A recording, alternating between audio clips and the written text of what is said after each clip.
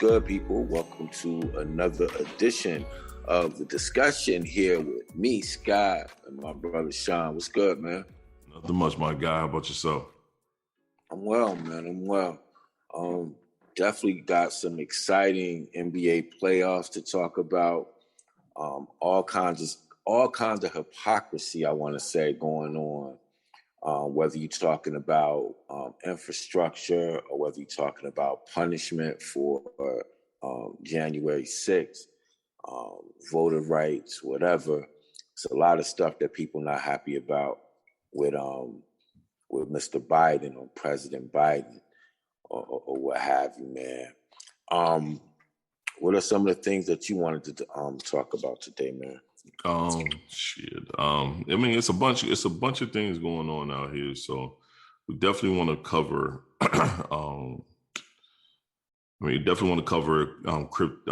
NFTs. We definitely want to talk about that Jay and Dame thing. I have like another perspective on that now as I started thinking about it. Okay. And then, of course, we got to talk about basketball, and then I got just like not really a curveball thing, but then I want to ask a question. So we'll bring that in later into the show. All right. All right.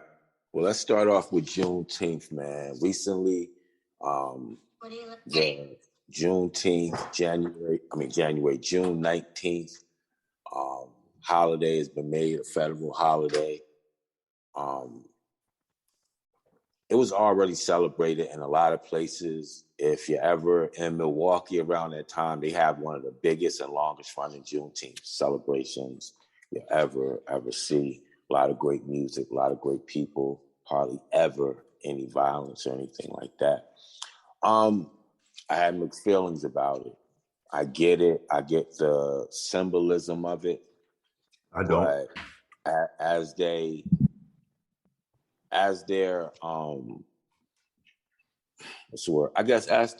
like passing this to be a federal law, is 18 states that's passing laws to make it harder to vote.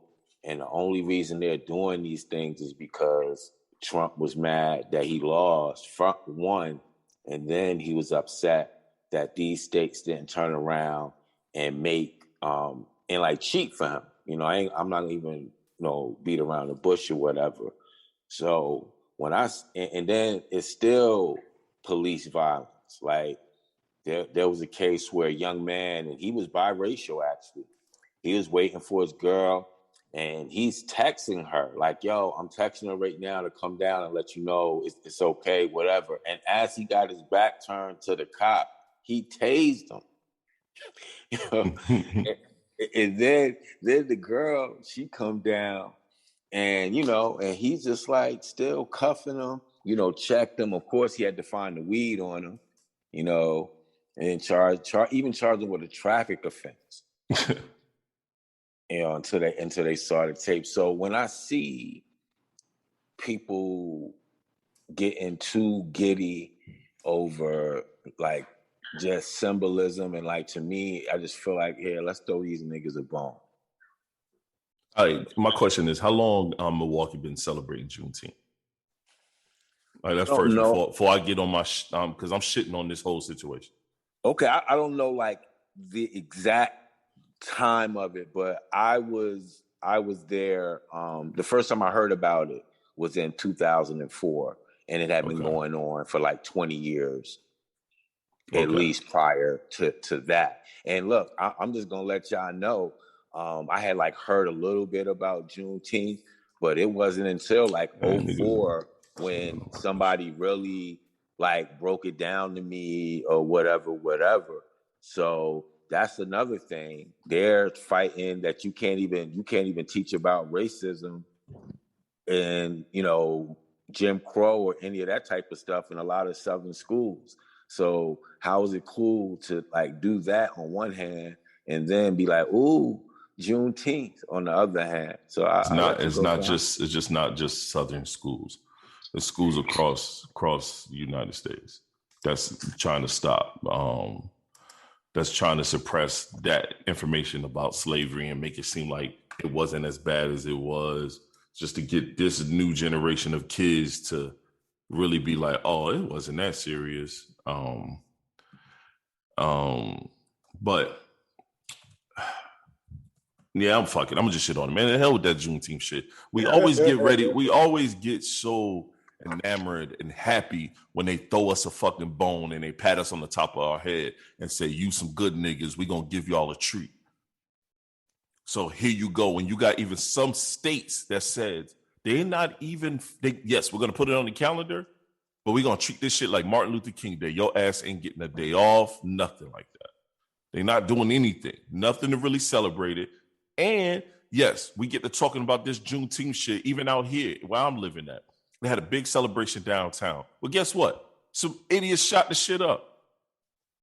Yeah, that happened in Long Branch, come New on, Jersey. fam. They had that in Long Branch, New Jersey too, where they got the fighting down there, and then there was a big situation with the cops or whatever, man. But yeah, we get so happy when they throw us a little bone, like, ooh, Master gave us something. We got some new food in the fucking kennel. So let's go over here and thank him for the new food that he provided us. Oh, this time around, he didn't give us the chitlins out the fucking pig. He gave us a pork rib this time. Thank you. Some bacon, right? Some good bacon. Man, get the fuck out of here, man. I don't care nothing about that shit. I'm not celebrating it. I don't have like, yo, it's so much other shit going on, bro. Like, not to even toot my own horn. I'm working on another documentary. I'm about to finally release my current one about Black fathers this weekend. And then I already started working on another one. They keep talking about Tulsa, Oklahoma. Everybody think that's the very first. They think that's the very first Black Wall Street. Or they'll go and talk about Greenwood. Oh, that's the very first one. It wasn't. It was Durham, North Carolina. But no one talks about how Durham, North Carolina was the first Black Wall Street, how they were the first ones to have Black insurance salesmen, insurance companies, first with the Black technology, and then those guys moved to those areas to create in country ass fucking Oklahoma and up there in PA, where they thought everything was so fucking good, but it wasn't. It was little country North Carolina. Let's talk about shit like that. But no, we talk about a fucking bum ass movie that they're creating about Karens. We're more concerned about creating a movie about Karens, or more concerned about fucking slave movies, or more concerned about some Juneteenth shit. Juneteenth right around Black fucking Father's Day. Father's Day ain't getting no fucking nothing. You could get in a restaurant like it was nothing. You don't get no support. All you do is hear shit. Man, fuck all that. I don't care about none of that shit. I'm not supporting none of that shit. I'm not going to no celebration. None of that. They can keep it. Enjoy. Have fun. I'm with you on that. And thank you for sharing that knowledge about Durham, man. Cause I'm gonna definitely look that up, because you know why, man? Because like Durham gets a bad rap for like the crime. I didn't know about the Black Wall Street stuff, but I did know about a lot of people that didn't know historical, presence. Like in Durham, it's a lot of history there, and it gets thrown away because Raleigh's right there, and then it's the crime rate in Durham is crazy. So, but yeah, man, I'm definitely gonna look that up. Yo, you were talking about some NFTs. So what I want you to do is first talk about what that is, and then we'll talk about Jay and Dame. And you say you got a different twist on it now, so I'm definitely interested in hearing that. NFT. I'm sorry. I have my notes together. All right. So first, let's break down what an NFT and NFT is. It stands for non-fungible token. It's generally built using the same kind of programming as cryptocurrency, like Bitcoin, but that's where the similarities end. Physical money and cryptocurrency are fungible. Cryptocurrencies are fungible, meaning they can be traded or exchanged for one another. All right. Mm-hmm. So you use a platform called blockchain to actually do trading of NFTs, and then you create an NFT package and stuff like that. So my big thing about NFTs is this. I want to more or less know your thoughts on, do you think we as creators, is this something that's good for us? Because, everybody's going to jump on the NFT bandwagon.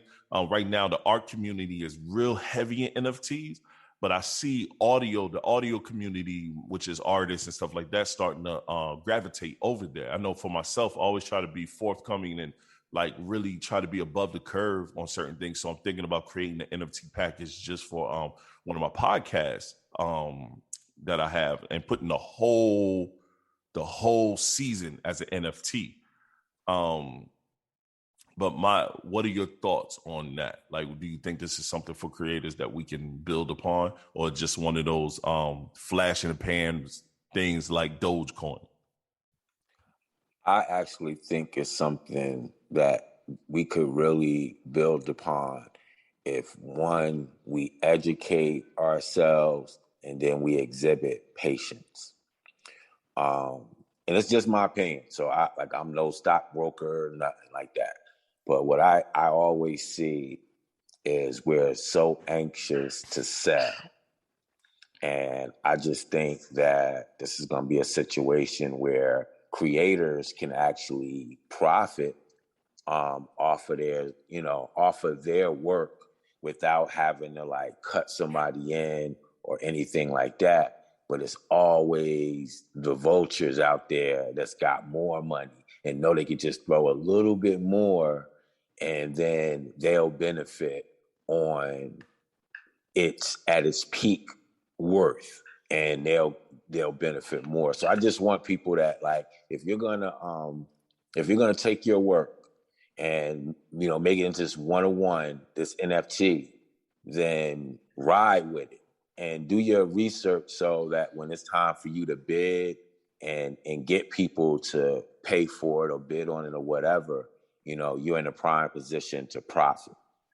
So no, I agree. I think what we have to do is, one, yes, educate ourselves, but also don't wait. If you're going to create it, create it.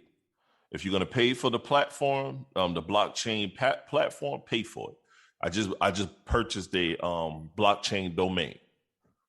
A lot of people don't know, man. Blockchain domain, you could purchase it and you have it for life. You know what I'm saying? Unlike a URL that you have to pay for every time over and over and over again. So I purchased a blockchain URL, web address, and that's why I'm going to start selling my NFTs under my blockchain account.